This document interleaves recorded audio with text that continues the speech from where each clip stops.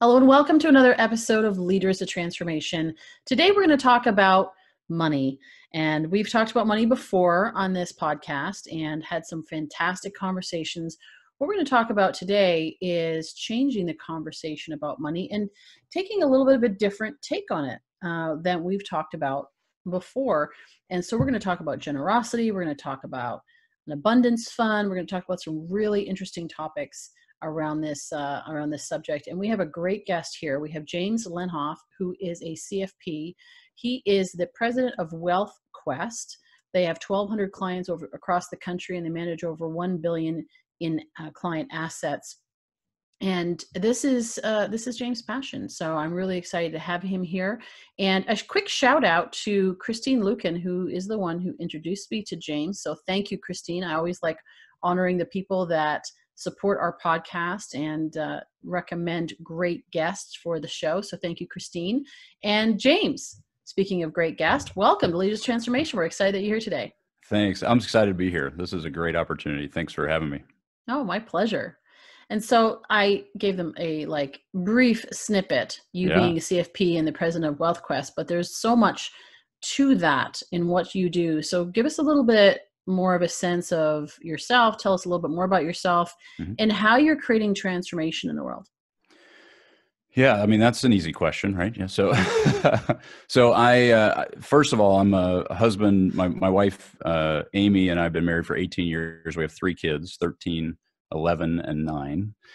And we have been experimenting with a lot of these thoughts around money as a family. And I've been just kind of sharing that as we've learned what we've done differently and how we're kind of challenging some of the traditional ways to do money.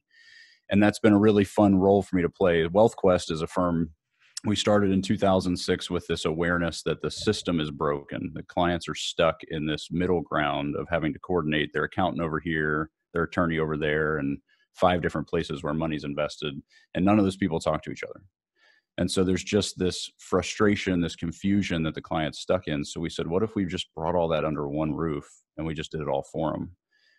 It would really empower them to go and do the stuff they want to do rather than dealing with all this stuff. Right. And that's been the beauty. Our tagline in our office is invest in your life, we'll do the rest. Right. And what I'm trying to do in terms of kind of the transformation, this industry has spent decades and decades talking to clients about money as if it's mathematical. And when I look back over 20 years of doing this, the math is the easy part. The math is pretty straightforward. It's the relational aspects. It's the humanness that we mix in with the math that makes it hard. And I want the industry to really move to where that's what we're talking about. That's what we're working with clients on. Because if all we're doing is talking about math, we actually don't change the outcomes very well. The clients are still stuck in these broken, distant relationships where they're not investing in the life they intended. And we can actually help them do that because we've done it before. We've walked life with 1,200 clients. We've seen all of this. And so where they're confused, we can inject confidence. And where they're fearful, we can come alongside of them and guide them because we've seen these circumstances that they've never seen. Got it. So the beliefs behind it, you talk about emotions, and money is one of those topics that is so touchy. I mean, people would rather talk about their sex life than to talk about money. Yeah. It's kind of right up there. Yeah. And so there are beliefs, there's the emotion around it. And, it's like people just like when they buy anything, right? People, decide emotionally and then they justify it logically. And certainly that goes when it comes to money and how people spend their money. So talk a little bit about some of the beliefs, just to kind of bring it to the surface so we can address that. What are some of the beliefs that people have that you commonly see? And then how do you help them to transform that into what you call the rich life? Yeah, the biggest challenge that I think we see is that people believe that money is complicated. They believe that it is scary. They approach it with this sense of trepidation, and they don't understand what it takes to make their life work. There's not an awareness of reality. They just kind of are figuring it out as they go, and they don't have a plan ahead of time for what they want. And so what I find really interesting, I'll ask clients all the time, for example, so what do you want? And they'll say things like, well, I don't want to run out of money. I don't want to worry. I don't want to feel fear. And I say, okay, all those statements start with, I don't want. What do you want? And they don't know. And so a lot of times they think that what they just naturally will want is more money and more things, because that's just kind of the track that they're on. But if we can hit pause on that and really start to define ahead of time what they really wanted to get out of their life, what the purpose of being a family is, what's the reason why they exist as a family, what are they trying to accomplish, then we can start to aim all of their resources at actually doing those things. And it's a much more satisfying experience that way. Well, and that brings up the conversation that we had when we were talking previously about unlocking generosity, Mm-hmm. because what I hear in that, there is a scarcity. And I've certainly experienced that in my life. I've experienced abundance of money. I've also experienced a scarcity of money. And, and this idea that you have to work hard to make money. And then once you get it, it's hard to keep it. I hear that. Actually, I heard it the other day. Somebody said, man, I don't know where it goes. It's just hard to keep and hold on to it. And so it's hard to be generous with that mindset of scarcity. Can you talk about that? Because I know you have some principles, which I found really fascinating, which you shared with me previously around this idea of unlocking generosity. Yeah, generosity is my favorite topic. It is what I've seen unlock people more than anything else. I think we are designed as humans. It is in our DNA to lift the burdens of other humans. It's what we are built to do. And somewhere along the way, we have this circuit breaker that cuts that signal. There's a direct line that's telling us, go and lift that person's burden, help that family, be connected to that cause that you care about. But somewhere we say, I can't. And the reason we say I can't is maybe one of three, what I've identified as circuit breakers, that's cutting off that signal and making sure that we don't take action when we feel that nudge. And the first one is this idea of fortunate versus self-made. This is the Ebenezer Scrooge story, right? So the fortunate breaker says, hey, I've got plenty. This is amazing. Look at this story. How did I get here? But we get to a place where somewhere along the way, we actually decide that we did it all. I'm self-made. I made this happen. I worked the hours. I put in all the effort. This is all mine. No one helped me. So why should I help you? And the problem is that it's not an authentic story. The reason why Ebenezer Scrooge turned into this generous, warm benefactor in one night is because the ghost of Christmas past showed him the truth. You didn't do this alone. You had so many opportunities that were presented to you, so many things that other people did to get you where you are. You're so fortunate. And that's what lit him back up. I can say with a whole lot of confidence that 99%, and that might be an understatement, of what really mattered and how I became who I am, I had no control over. I didn't choose the family I was born into. I didn't choose the timeline that I was born into. I could have been born in the plague. I could have been born to a single mom in the depths of poverty. I could have been born into a situation that would have created a completely different outcome. And so I can hold on to that I'm fortunate attitude, and it allows me then to connect to people who are less fortunate and lift their burdens. The second circuit breaker is this gratitude versus entitlement circuit breaker. The entitlement mindset says, I got screwed somewhere along the way. I am owed something, and I can't give you anything until I get mine. I still deserve something first. Where the gratitude mindset is so beautiful. It's this sense of, I can't believe this life that I've gotten to live. I'm so grateful. And it allows us to stay open to the idea of helping others who might need some help.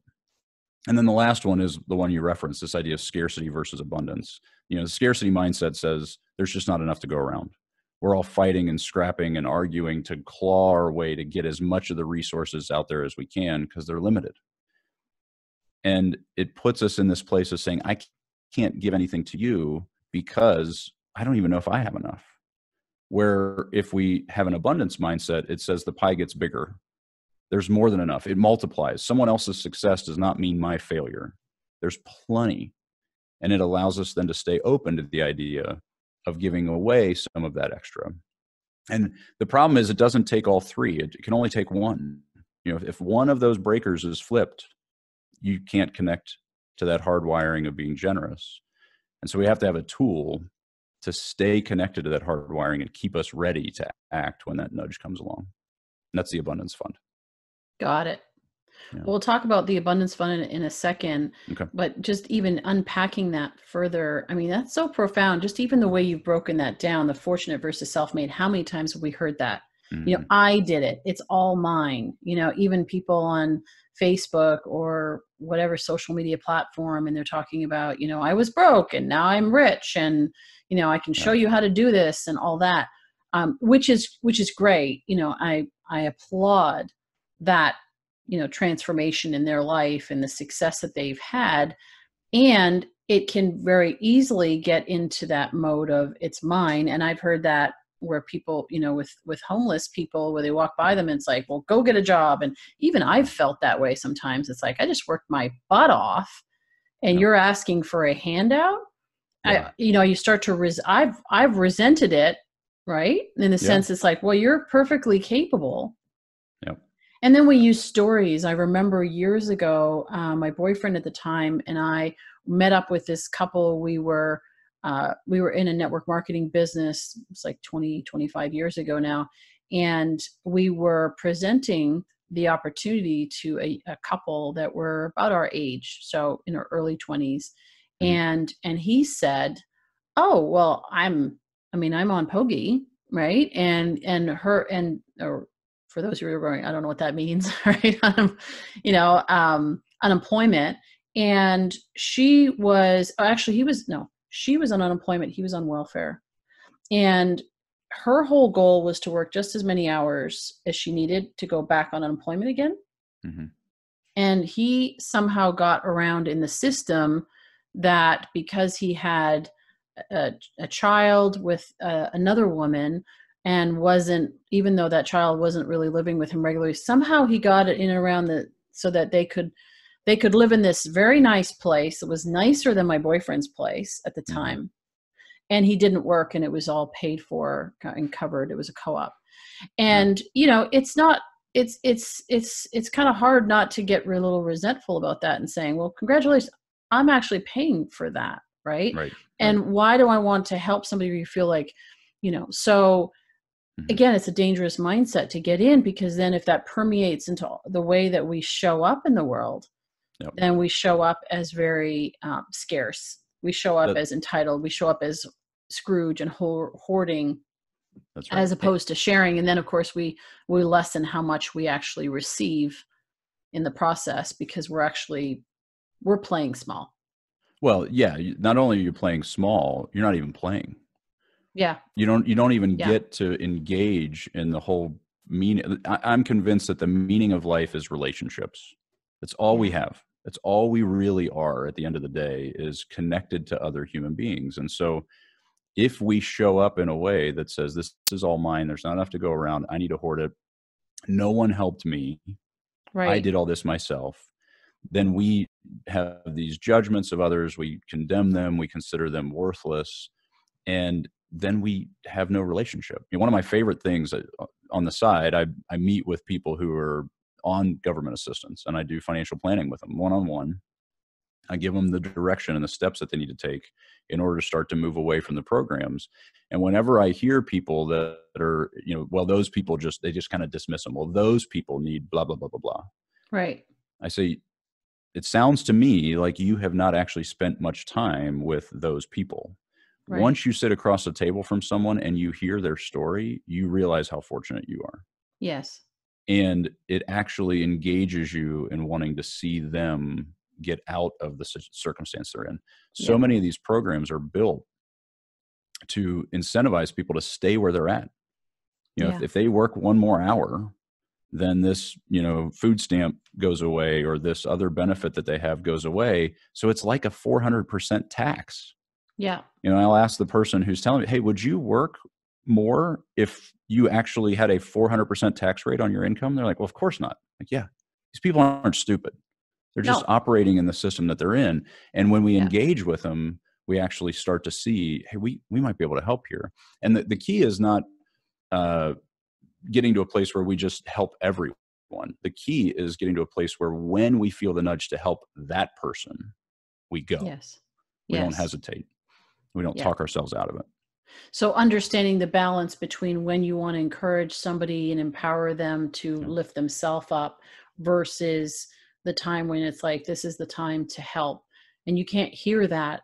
What I'm hearing is just you can't hear that with all these judgments. And that's been my that's right. experience too. And I realized, wow, yeah, this couple, like I was just describing, that's Hmm. exactly what they were doing. They were working the system. Absolutely. And Yeah. so the system, as much as we could encourage them, but there's twofold to that. There's also the system, and if we can help transform. But if I can understand where they're at, then I can, back then, if I could have understood, then maybe I could have helped them to shift out of that, as opposed to judging them or being resentful of it, and so forth. Yeah, really Yeah. powerful. So let's Mhm. talk about um, let's talk about the abundance fund, and then I Mhm. do want to circle back to your own experience, like you said, about how Yeah. why this became so why you're so passionate about this. But Yeah. um, Yeah. yeah, So talk about what it is and how it works. yeah, the abundance fund is a really easy uh, idea in that but I think it's amazing what it unlocks. So every financial planner worth their salt would tell you to have an emergency fund, right? Hmm. And it answers the question, what if things go bad, right? Yes. You have to have it. That's great. Yes. The problem is we don't have a good answer to the other question. What if things go well? Most of the time, our answer Right. is, I'll just spend more money on myself, right? And so when we are constantly extending and expanding our lifestyle to whatever that limit is, we get a raise, we spend more money. We get a raise, we spend more money. We have to define what is enough. And I talk about this idea of a lifestyle cap that says this is what we want, this is contentment. Anything that comes in over that, we don't need. We've already decided we don't need. We can set that aside into just another checking account. There's nothing fancy here.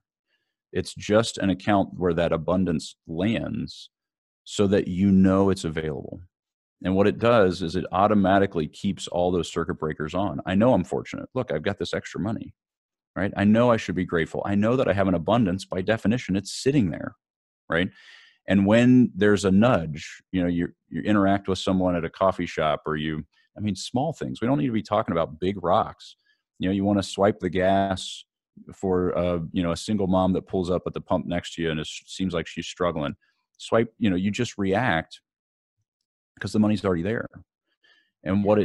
what it allows is for you to then engage in what it means to be human without hesitating, without arguing. A lot of couples, it's like, well, I'd really love to do that, but where's it going to come from? What are we going to cut out of the budget? How are we going to afford it? We take all that out of the way. All the noise goes away and the money is ready and you just act. You don't even have to talk about it. My wife will go to lunch with somebody. We've had an abundance fund for years. And my wife will go to lunch with somebody and there'll be something that they're struggling with and really hard something. And she'll just write a check and fix that problem, make that issue go away. And she'll come home and tell me, I'm like, high five. We don't even need to talk about it. There's not an argument. It's a celebration. That's fantastic because the money's already there. We don't have to worry about it. So it frees us up to connect, which is beautiful. Yeah, yeah, that's brilliant, and it is so obvious and so simple, and Right. yet most people wouldn't have that. Yeah. And to your point, you're sitting across the table, or you want to write a check to somebody, and then you're like, oh, I need to ask James. That's right. I need to clear it with him, because it's Yeah. not just my decision, it's his decision, and it's taking out of the family, and blah blah, all that dialogue.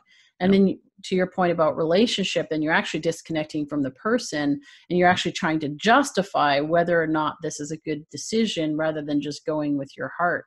That's So yeah, exactly it's right. brilliant. And if it's too complicated, people aren't going to do it. At least for me, I don't know. That's right. If it's too That's right. complicated, we're gonna put it off to the one day. Oh, one day I should set that up, one day I should do that, and then of course you're missing out on all those opportunities. Yeah. So how did you learn about all this? Yeah. Yeah, well, and the other thing I was going to say is you not only do you miss out on those opportunities, but you assume that someday, if you have a scarcity mindset, you say someday I'll have an abundance, and then Right. and you think it takes big numbers. Small gestures just change the way that you go about your day. If you're in a situation where the person behind you in the coffee shop, you just buy simple stuff, $5, who cares? But you don't even have to question it for a second. Yeah. Um, so I tell people, and the fun thing is once they start and they have a couple of $10, $20, $100, over time, they fall in love with it. And then they're doing thousands of dollars and tens of thousands of dollars, and they're moving big rocks, but it starts with moving some small rocks, and you can get started at any time. So what happened for me was I was a fortunate self-made. That was my breaker. I was convinced, this whole idea of the all-in-one WealthQuest, where it was all me. I'm amazing. I did all this. I'm not proud of that, but that's where I was at. And I went to Haiti, just a little less than a decade ago, and not too long after the earthquake down there. And we land. There was a rainstorm that came in before we landed. We get in the truck and we're driving through Port-au-Prince. The infrastructure was a disaster, still is a disaster, but it was a disaster even more then because of the earthquake.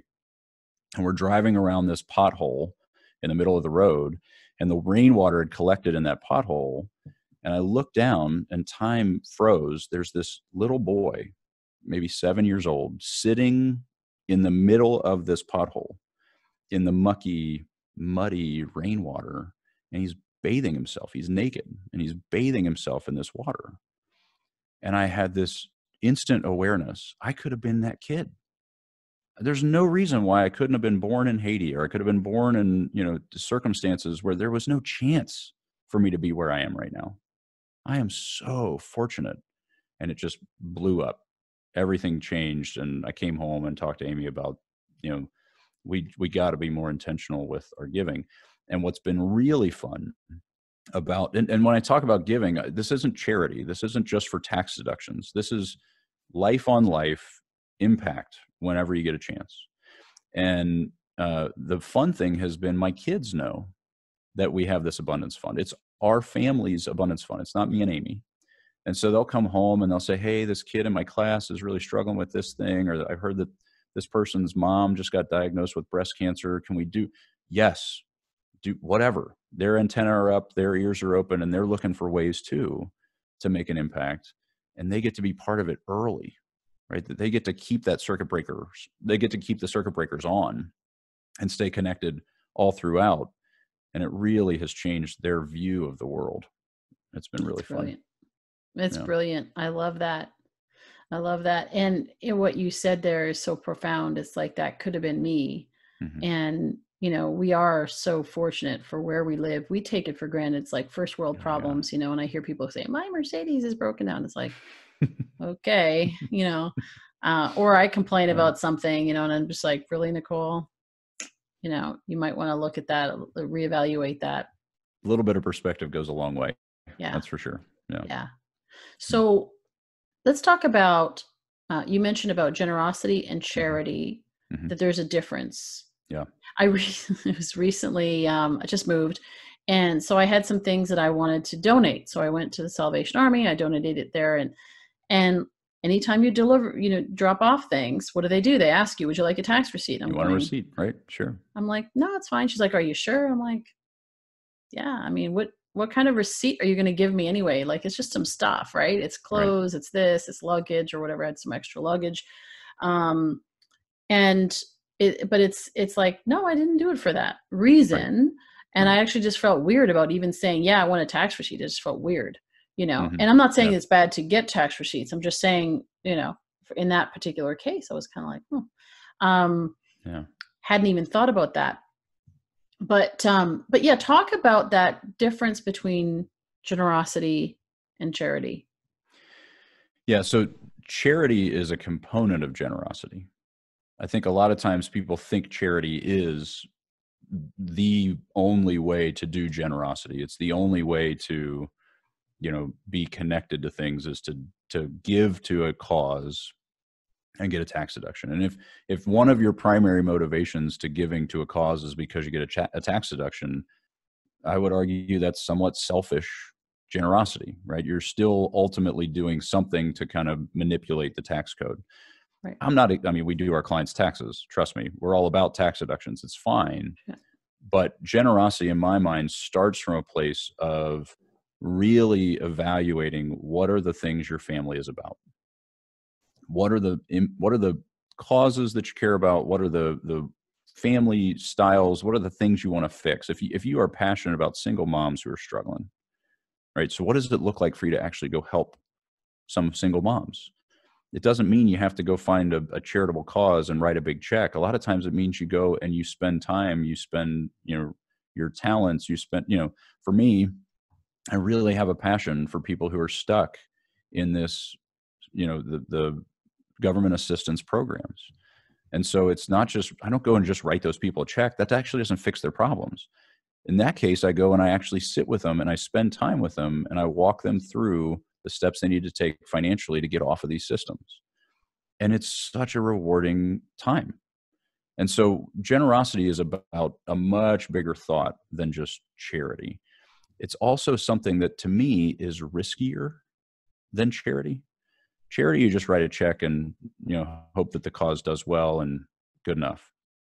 Generosity, there are a lot of opportunities in generosity for you to be, one, taken advantage of, two, to basically waste your time or waste your resources because it just didn't help or it didn't work.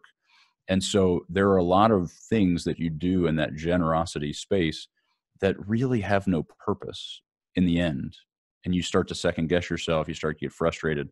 And if we stay in a place where we're connected to, these resources aren't mine, this is the whole purpose of why I'm here. And if I give this money to this family and they do something wrong with it, or they don't use it the way I would have, it's my money. It's not my money. It's theirs. They get to choose.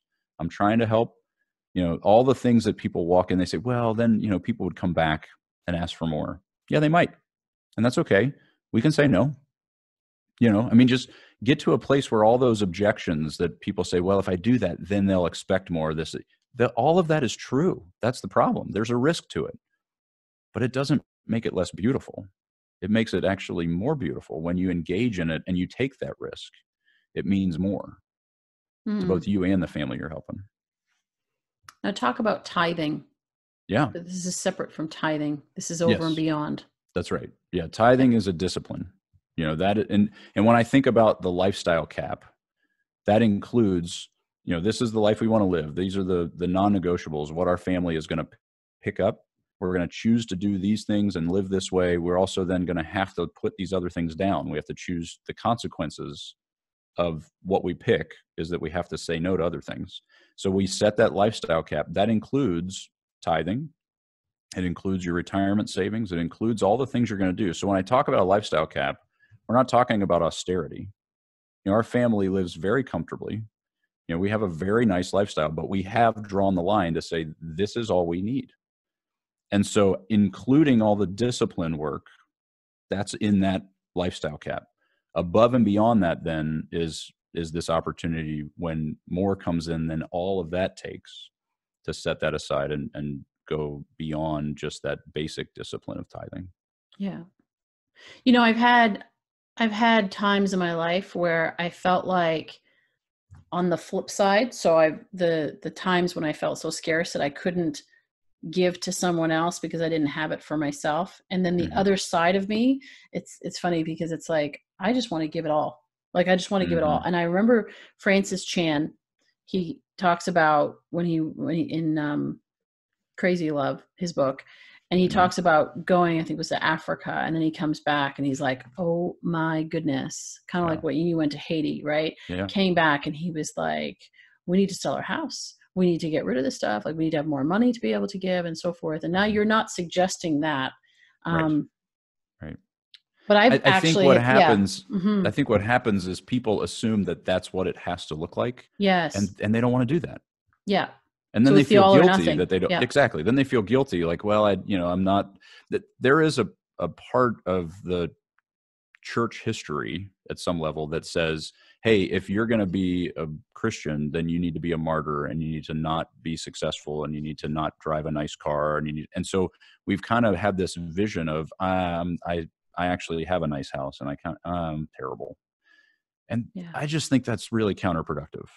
Yeah. If we decide this is what we want, and then we promise effectively to our family that anything beyond that is not ours, and we get to do whatever we feel led to do, I think that's a life that is incredibly rich.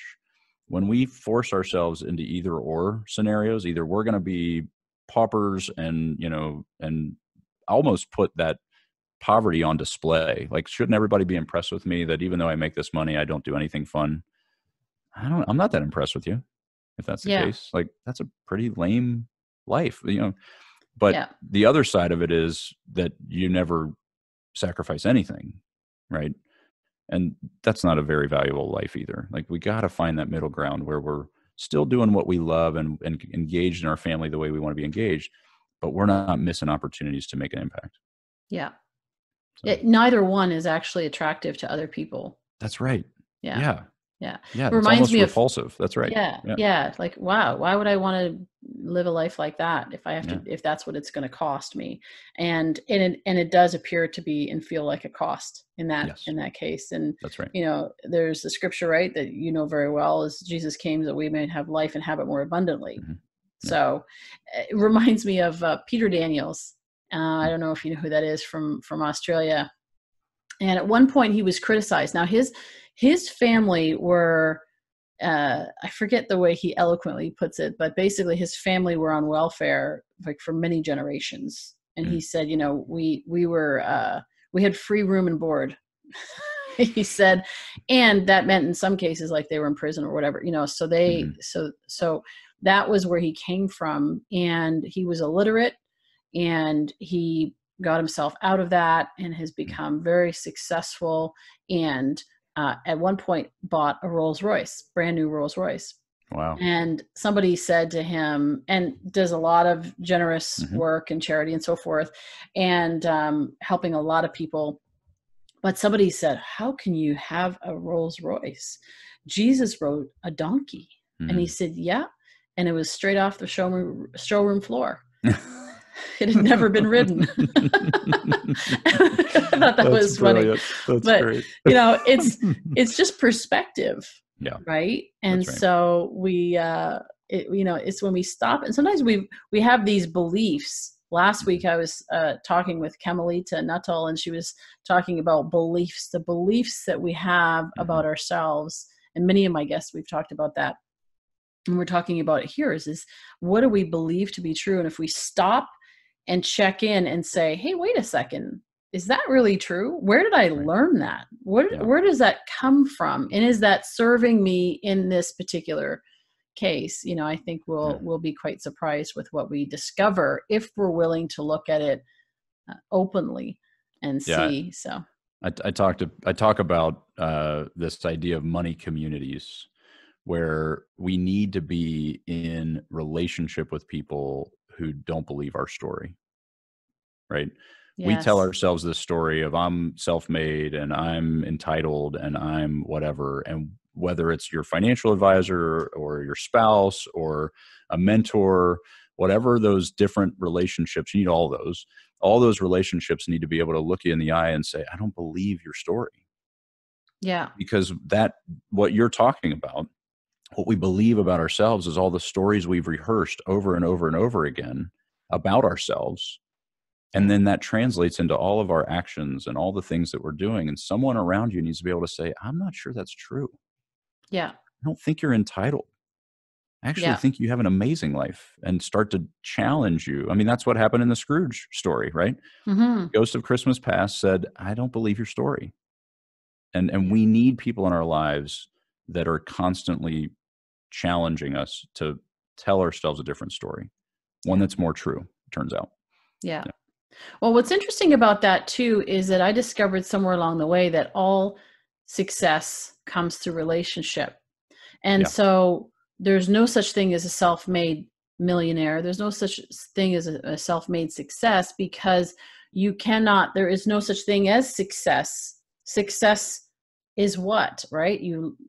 Many people define it differently, but bottom line, there is a relationship that's going on with other people. Absolutely. There's an exchange that's going on with other people. So there's no possible way for you to get quote unquote rich and have a rich life if you're completely isolated and there's no people around you. And so speaking of which, let's talk about business owners and how this translates, because a lot of our listeners are entrepreneurs, Yeah. business owners, business leaders. They may lead larger corporations. So how do we take this idea of generosity and abundance and apply it to business in the way that business owners operate? Yeah. I think a couple of things that what we've done that I think highlight this. The first thought I would have is we have to be aware of what we are creating in terms of the culture in our companies. It is not enough, in my opinion, for us to individually go over here in a corner in some place where no one sees us and be generous quietly, and then at the office be ruthless and demanding and expect more than what is realistic. We really need to be in a place where we're the same in both settings. And so in our office, we close at noon on Fridays, every Friday. I walk around the office at 5 o'clock in the afternoon. I tell everybody, go home, be with your families. The work is still here tomorrow. And here's the truth. There's no brownie points if you stay past 5, because I'm not here to see you. I'm leaving right now. So go home. And here's what we found. When we set those boundaries for our employees, they actually get more work done. They're so much more productive when they're rested and they're connected to the people they love. They show up ready to kick butt. If we drain every last ounce of productivity out of them and we expect more than they can really deliver, they show up exhausted, they show up resentful, they don't really want to invest more into what we're doing. So we've tried to establish a very solid work-life balance for them, rather than just saying, hey, we want you to have a work-life balance. We actually say, we're going to make you have one. Well, that's awesome, because Yeah.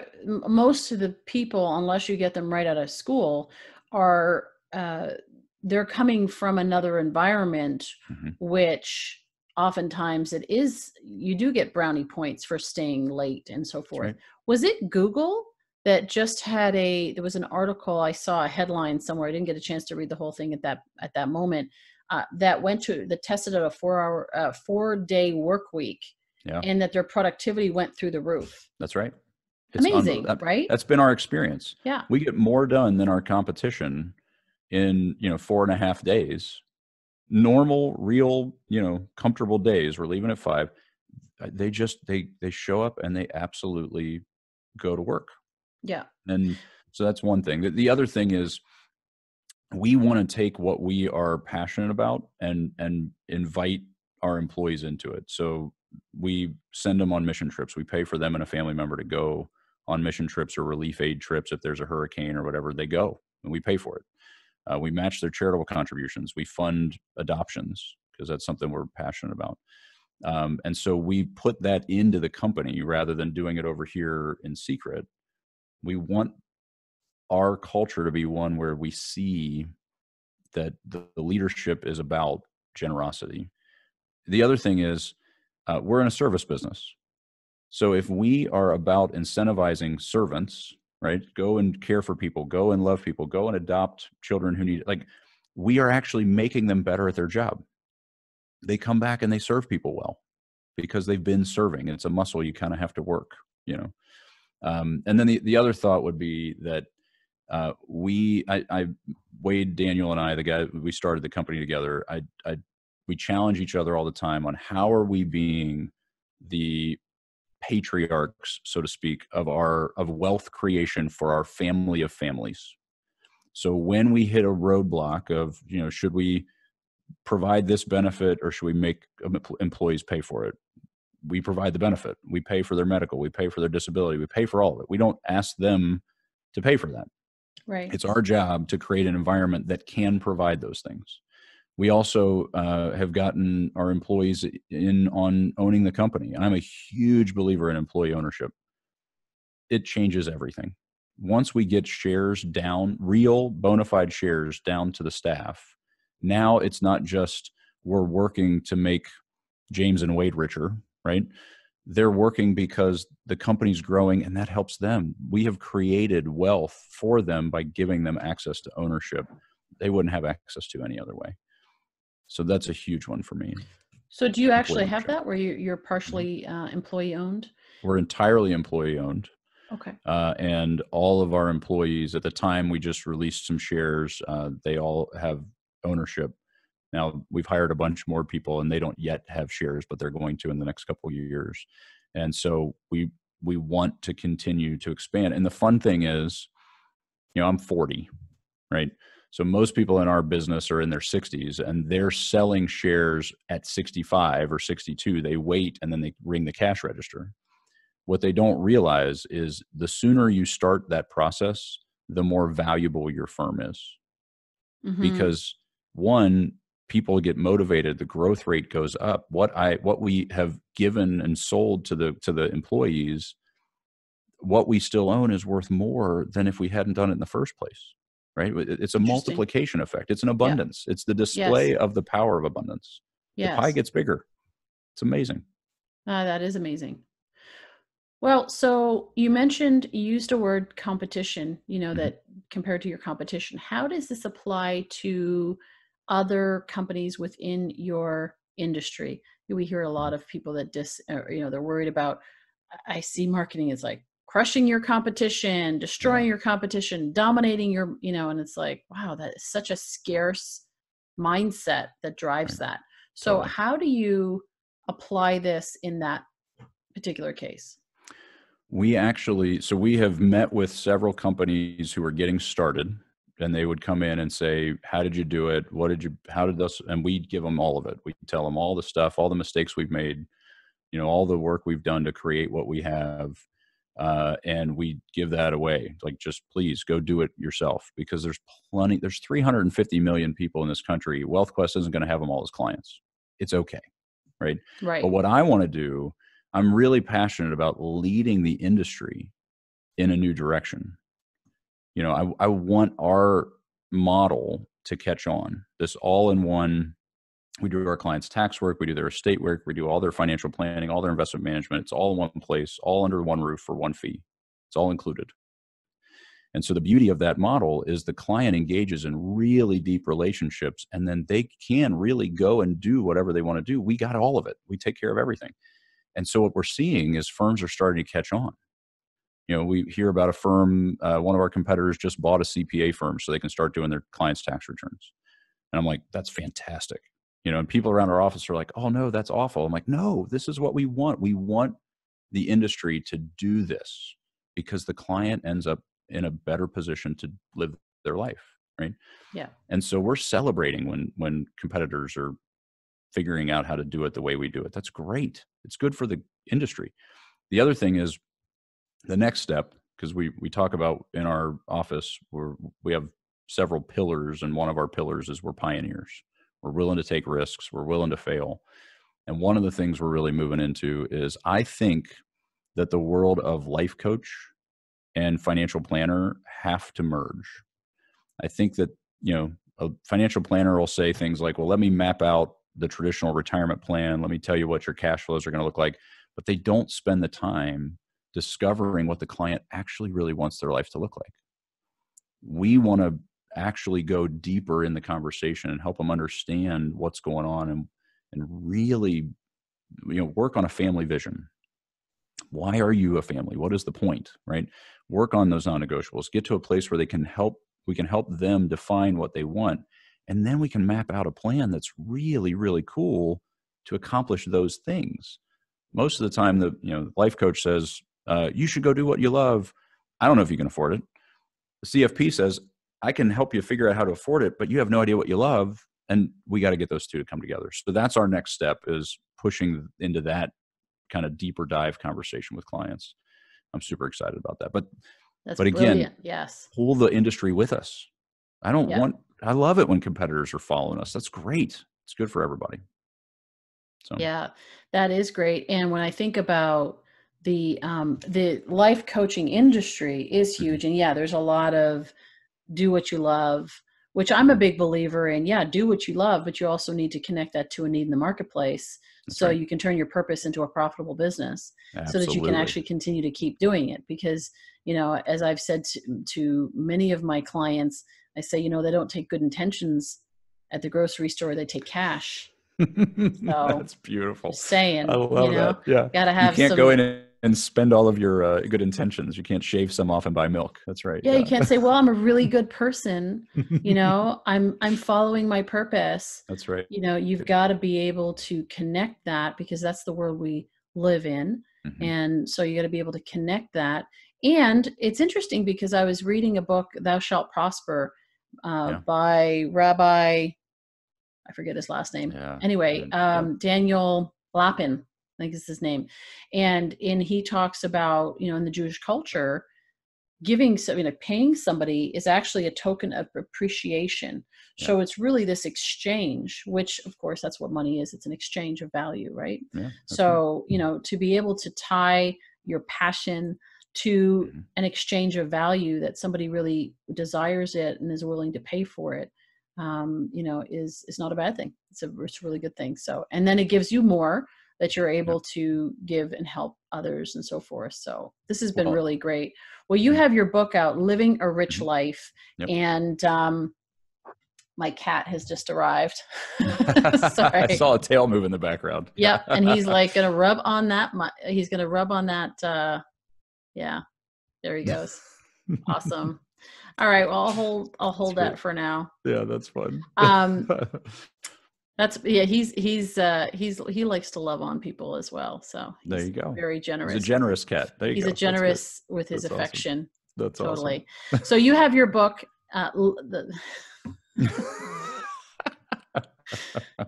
Yeah. So you have your book, Living a Rich Life, a no regrets guide to building and spending wealth. And that's on Amazon. So our listeners and viewers can get a copy of that. You mentioned it's on hard copy, it's Kindle, you also have it on Audible, which is great. And we'll make sure that there's a link in the show notes so people can get a copy of that. Highly recommend it for everyone to get a copy of that. And to find out what James is doing at WQ Corp, which stands for WealthQuest. WealthQuest is the name of their company. So WQcorp.com, and we'll make sure all the show notes, all the links are in the show notes for that. Any final thoughts for our listeners before we wrap up? I think the only thing that I would say is if this generosity idea captured your heart, I would encourage you to just start small. One of the first questions everybody asks me when I talk about the Abundance Fund is, so how much a month do I need to put in there? That is the wrong question. Just start it. Just go and establish another free checking account at your bank. It's no big deal. And put a little money in it. The biggest thing is just make the first decision to engage in generosity, because that's what actually gets that flywheel going, and then you get addicted to it. It's just so much fun. And so if it grabs you, just take that first step and you'll figure it out as you go. Awesome. James, thank you so very much. I do believe that you're making a huge impact in the world, not only with your clients, with your employees, but also the generosity that you're extending out through yourself, you and Amy and your children, and the lives that you're touching. It's absolutely amazing. And I just pray that you'll have more abundance, that your business will thrive and continue to grow. And so that you'll have so much more to be able to give to the people that need it, and to inspire others to do the same thing. And, the world needs more people who are going to care, who care about each other, and who are generous. Amen to that. You bet. Yeah. Thank you, Nicole. That's very kind. Yeah, absolutely. And for our leaders of transformation, I believe that leaders of transformation take action. So stop by, if you're out driving today, stop by the bank tonight and open up that checking account. That's right. And just get started. Put a few dollars in there and start the process of generosity. Highly encourage that. Go to James's website, get a copy of his book, learn more about what it is they're doing and how you can apply this in all the different areas of your life. And we would love to hear your stories on what you're doing to implement this, and how it's impacting you, how it's impacting your family, how it's impacting your community, even who it is that you're passionate about helping. James talked about the fact that he's passionate about helping people that are on government assistance. Who is it that you want to help? Where does your passion lie? Where does your heart lie? We would love to hear that. So you can find us on social media. You can find us through our website at leadersoftransformation.com. We are going to be doing more and more of that ourselves, even as Leaders of Transformation. It's really been more of a podcast, but it's expanding out into becoming a community and looking at different ways that we can help the people that are in need, and encourage them, bring healing and bring hope and bring love to the world. So we're very passionate about doing that, and would love to hear some of the things that are close, near and dear to your heart, so that we can incorporate that in what it is that we're doing. So we'd love to hear from you, and we look forward to seeing you on the next episode of Leaders of Transformation real soon.